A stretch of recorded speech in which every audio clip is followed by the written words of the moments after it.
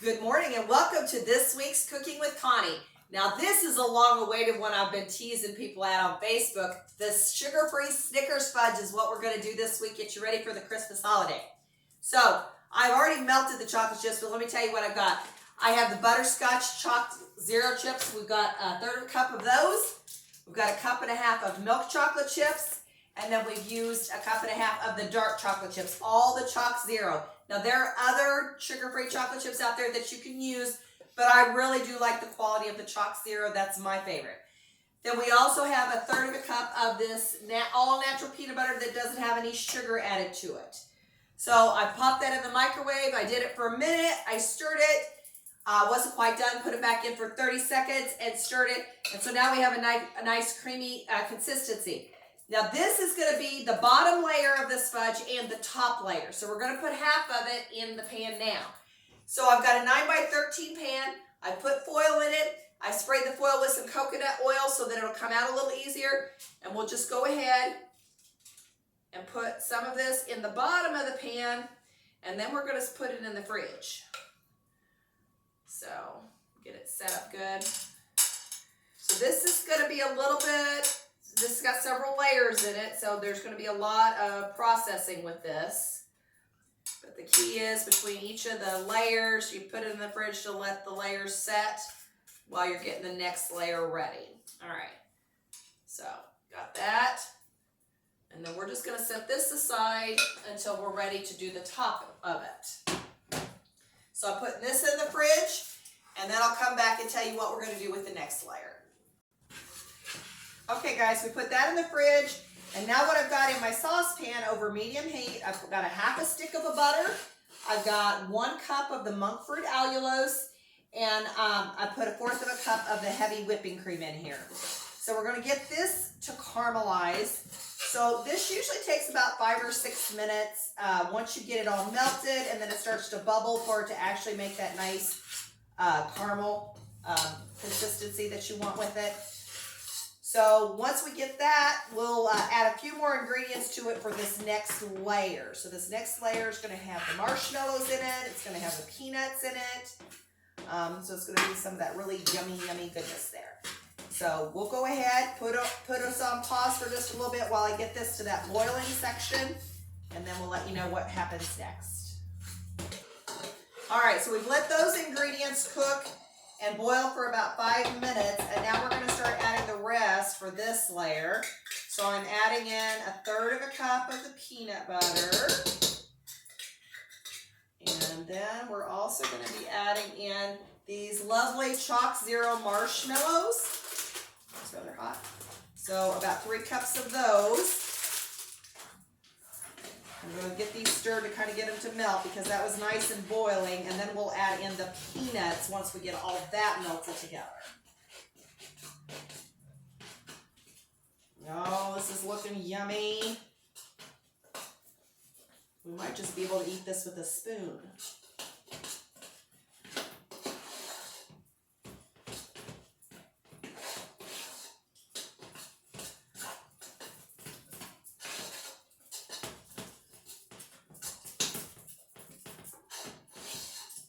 Now I will tell you, the original recipe on this called to use marshmallow fluff, but I can't really find any sugar-free marshmallow fluff, so that's why I just switched it over to the marshmallows from the Chalk Zero. Those are nice sugar-free marshmallows, and there's some other brands of sugar-free marshmallows out there, but again, I kind of like the quality I get with the company Chalk Zero. All right, so now we're going to also put in, I've got some natural peanuts here. They don't have any of the oils and stuff added to them, so we're going to do about 1.5 cups of those. And if you want more peanuts, just put them in there. I don't think you can really go wrong with that.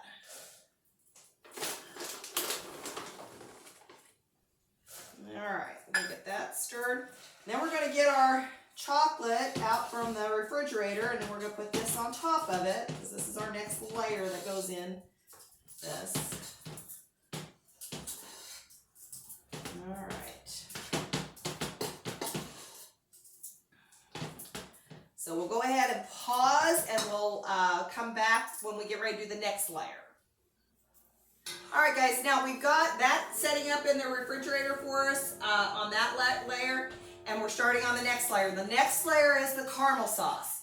All right, so what I put in this pan right here that we're cooking is 1 cup of butter, so 2 sticks of butter, a cup of heavy whipping cream, and 4 tablespoons of the monk fruit allulose. And then once that gets done into that caramel, then I'll add the 2 teaspoons of vanilla extract. So we'll wait and add that at the end. So basically, again, we're going to cook this on a medium heat. And it's going to have to boil for a while, and then it's going to get this really pretty caramel color. This is the same caramel sauce we use for the Twix cookies.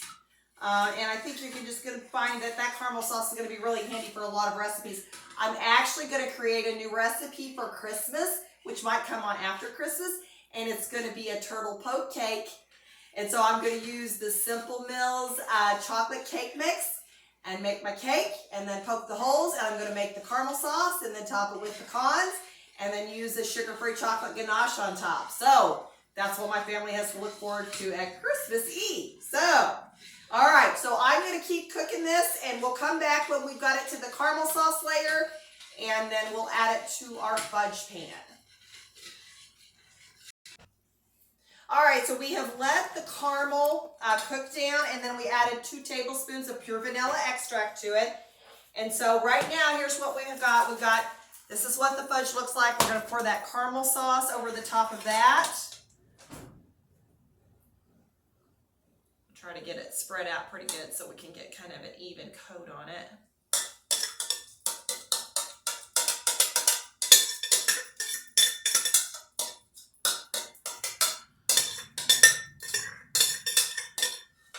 And just don't get in a hurry. The caramel sauce, it takes a little bit of boiling to get it there. Make sure you're stirring it good. Keep it on an even heat. But you want that nice, once it gets to that nice caramel color, you know you're there, and it'll be thicker. And then this is going to set up real nice, but it won't be so hard that you can't eat it. All right, and then we're also going to put on that layer of chocolate on top of this. And then we'll set all this up in the fridge.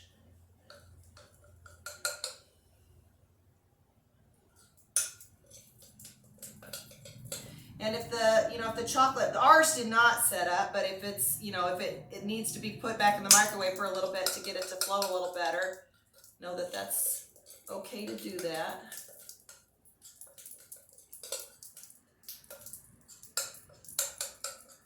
See if we can get this spread out pretty good.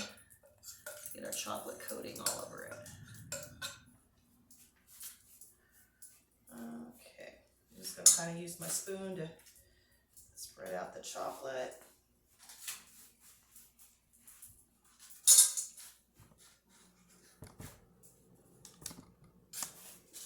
And the other thing you could think about doing, we could have put a little bit of sea salt on that. Give it that little bit of salty sweet. So that would be another option if you wanted to do that. Okay. So we're going to put this back in the freezer to set up the rest of the way. And then next time we come back, we'll have it out and cut and ready to sample. Hey, welcome back. Look at this beautiful Snickers fudge. And I tell you, we've just had a taste tester, says it's mighty tasty too.